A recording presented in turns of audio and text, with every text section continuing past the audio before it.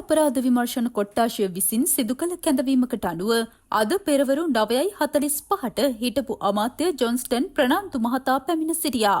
එහිදී මාධ්‍ය වෙතට අදහස් දැක්වූ ජොන්ස්ටන් ප්‍රනාන්දු මහතා කියා සිටියේ තම පවුල ඉලක්ක කරගෙන පලිගැනීම් සිදු කිරීමට මෙම කැඳවීම් කර ඇති බවයි.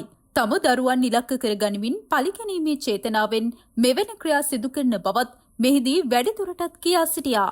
මගේ පුතාට පණිවිඩයක් කියලා දෙනවා CID එකෙන්. ඔබතුමාට බාර වෙන්න. අද 9ට එන්න කියලා. බාර වෙන්න නෙමෙයි. 9ට එන්න කියලා කටුත්තරයක් ගන්න දෙනවා. ඔබතුමා හැංගිලා හිටියද? හැංගෙන්න අවශ්‍ය නැහැ. දැන් බාර වෙන්න කියලා නේද? ඔව් දැන් ඉවලදී. ඊවල දිනවා මේක ගෙදරට. ඒක ලැබිලා තියෙනවා. ඒ ලැබිදිච්ච මම ඇවිල්ලා තියෙනවා. ඒ කියන්නේ මේට ඉස්සෙල්ලා ඔබතුමාට එහෙම එන්න කියලා නෑ මට දැන් දීලා නෑ. කිසිම දැනුම් දීමක්. මොකක්ද හේතුව කියලා දැනුම් දීලා තියෙනවද? හේතුව දැනුම් දන්නවා නෑ. කටුත්තරයක් ගන්න කියලා නම්බරයක් දාලා තියෙනවා. ඒ සඳහා තමයි ආවේ. ඔබතුමාට එන්න පුළුවන් වෙයි. මට මේක පුරුදු දැනක්. මේක අලුත් දැනක් නෙමෙයි මේ සම්පූර්ණ දේශපාලන පරිගැනීමක්. මේ මුළු පවුලක්ම හිර කරන්න හදන්නේ. හරි?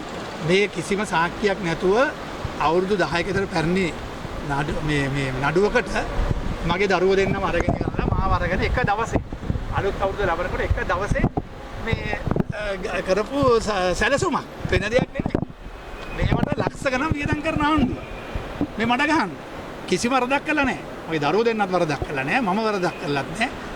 ඒ නිසා අපි මේකට මුණ දෙනවා. මේකට අපි බය වෙන්නේ නැහැ. අපි බය කරන්න හම්බෙන්නේ නැහැ. හේතුව මොකක්ද කියලාද ඔබ හිතන්නේ? මගේ දරුවා ගිහිල්ලා ඉවරලා උදව් කෙරුවා ගල්ගමුවේ ගිහිල්ලා ගම්මතුර උපදොරට එහින දරුවන්ට එහින දෙමව්පියන්ට ආණ්ඩුවෙන් අඩුම ගානේ මේ කිසිම දෙයක් එවන්නේ නැති වෙලාවක ගිහිල්ලා බැහැලා උදව් කෙරුවා.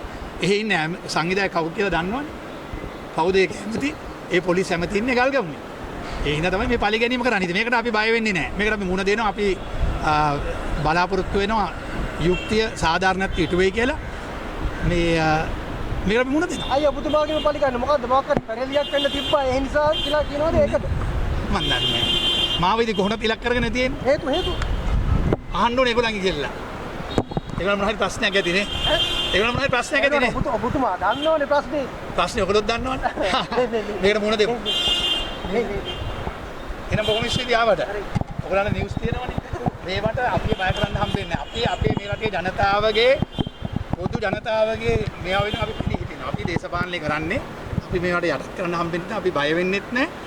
අපික පැහැදිලිව කියන අපි සාධාරණත්වයේ බලාපොරොත්තු වෙනවා උසාවියෙන්. දරුවෝ දෙන්නට කිසිම සාක්කියක් නැහැ. මේ සම්පූර්ණ මේ බොරුවක් කරන්නේ. හරියට ජනවාරි 31 වෙනිදා එක පවුලක් අත්අඩංගුවට ගත්තා කියලා මේ දාන්න හදපු අවුරුදු 10ක පැරණි කිසිම සාක්කියක් නැති දෙයකට තමයි අපිට මේ කරදර. ඒ වගේම පෙන්ෂන් එකක් නැති කරන්න ගැසට් එකක් දාලා තියෙනවා. ඒ වගේ කමන්නේ. ඒ වගේ ඒක ප්‍රශ්න නෙමෙයි. ඒවා ප්‍රශ්න මහින්ද මහත්මයා ගෙදර යවපු එක මේ පෙන්ෂන් නැති කරපුවම මොකද වෙන්නේ? දැන් ඔබතුමා එන්න බලාපොරොත්තු වෙනද යන්නේ? මම එන්නත් බලාපොරොත්තු වෙන ඇතුළෙත් ඉන්න මගේ ඒක මට ඒක ප්‍රශ්නයක් නෙමෙයි.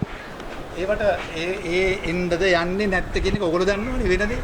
මේ රටේ වෙන දේවල් මොනවද කියලා හොඳට දන්න. ඔබතුමා කියන්නේ ජනතාවට කියන බය නැතුව ඉන්න අපි ජනතාව වෙනුවෙන් පෙළි අපි බය කරන්න හම්බෙන්නේ මේ ප්‍රශ්න කරලා. ඔබතුමාගෙන් පරිගන්නේ විශේෂ දේ මොකද්ද අපි දැනගන්න. හැමදාම හැම අවුරුදු සැරේම මගෙන් පරිගන්නවා. ඒක ඒගොල්ලෝගේ තමයි දැනගන්න ඕනේ. මොකක් හරි විශේෂත්වයක් ඇති.